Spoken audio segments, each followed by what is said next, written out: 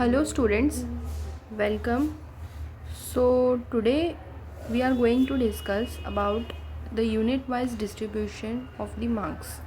Okay सबको यही जानना होता है कि कौन से चैप्टर्स को कितने कितने मार्क्स दिए जाते हैं। तो आज हम बात करने वाले हैं कि इकोनॉमिक्स के सारे जो टोटल 10 चैप्टर्स हैं, मतलब 3A और 3B मिला के 10 चैप्टर्स, उन सबको मतलब ऐसे हम 3A और 3B बोले तो 11 चैप्टर्स हुए, बट ये जो सारे 10 चैप्टर्स हैं जो आप लोग को आपकी स्क्रीन पे दिख रहे होंगे, वो सारे चैप्टर्स के वेटेज ऑफ मार्क्स कितने कितने हैं, about that we will take a detailed explanation. Okay, so we will start. That is subject economics standard 12th, unit wise distribution of marks. सबसे पहला जो आप चैप्टर देख रहे हो that is introduction to the micro and macro economics.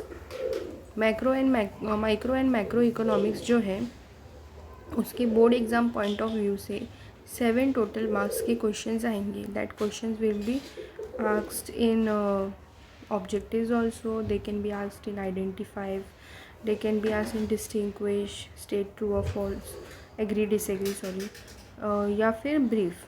ऐसे चीज़ों में भी पूछे जा सकते हैं. तो मैंने इंपॉर्टेंट क्वेश्चन के भी वीडियोस बनाए हैं, तो आप लोग वो भी जाके एक बार देख सकते हो. सेकेंड चैप्टर है जो ये जो सेकेंड कॉलम दिया गया है मार्क्स विथ ऑप्शन, मतलब यहाँ पे आपको ऑप्शन के साथ, जैसे कि ऑप्शन दिए होते हैं ना क्वेश्चंस में, आउट ऑफ 5 आपको 3 अटेम्प्ट करने हैं, आउट ऑफ 3 आपको 2 अटेम्प्ट करने हैं, तो वो ऑप्शन के साथ होता है. तो ये आपको ध्यान नहीं देना है, फिलहाल आप टोटल मार्क्स पे ध्यान दोगे. Introduction to the micro and macro economics के टोटल 7 मार्क्स हैं. उसके बाद यूटिलिटी एनालिसिस, इसका है 7 मार्क्स सेम. इसके 7 मार्क्स के वेटेज है, पेपर में 7 मार्क्स के लिए पूछा जाएगा. उसके बाद है चैप्टर 3A और 3B. ये दोनों चैप्टर्स बहुत ज़्यादा इंपॉर्टेंट है, ठीक है. तो डिमांड एनालिसिस और इलास्टिसिटी ऑफ डिमांड, इसमें से चांसेस है कि आप लोगों को आंसर इन डिटेल भी आ सकता है, जैसे कि डिमांड का लॉ हो सकता है. तो ये chapters they are very very important. Okay, then पूछा जा सकता है आप लोगों को सप्लाई एनालिसिस. तो सप्लाई एनालिसिस के जो मार्क्स है वो 7 मार्क्स है टोटल. ओके, तो 7 मार्क्स के लिए आप लोग को एग्ज़ाम में पूछा जाएगा. फिर है forms of market. Forms of market is chapter number 5. They will be this also will be asked for 7 marks. फिर आता है बात इंडेक्स नंबर का, जो कि हमारे इम्पॉर्टेंट चैप्टर में से एक है. इस चैप्टर को 8 मार्क्स का वेटेज दिया हुआ है. फिर हम बात करेंगे चैप्टर नंबर 7. चैप्टर नंबर 7 है नेशनल इनकम. नेशनल इनकम को भी 8 मार्क्स दिया है. This is also one of the important chapter. फिर हम बात करेंगे पब्लिक फाइनेंस की.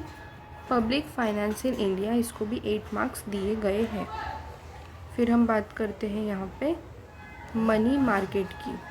Money market and capital market, इसको भी 8 मार्क्स दिए गए हैं. इसका ये मतलब होता है कि जो 8 मार्क्स वाले चैप्टर्स हैं ना, वो मोस्टली आप लोगों को आंसर इन डिटेल में आ सकते हैं, क्योंकि आंसर इन डिटेल में एक क्वेश्चन जो होता है वो 8 मार्क्स के लिए होता है.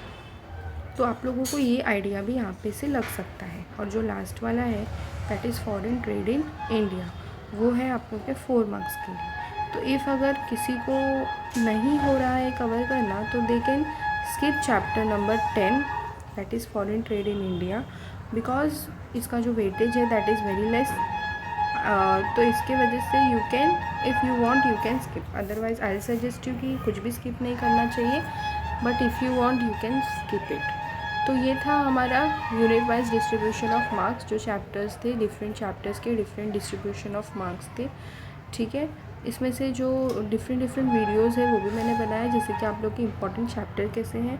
और बाद में मैं और भी थोड़े वीडियोस बनाने वाली हूँ जो डिटेल एक्सप्लेनेशन अबाउट कि आप लोगों को आंसर्स को कैसे लिखना है. तो फ़िलहाल के लिए हम इतने पे ही रहेंगे. नेक्स्ट वीडियो में we will talk about something new. Okay, so thank you.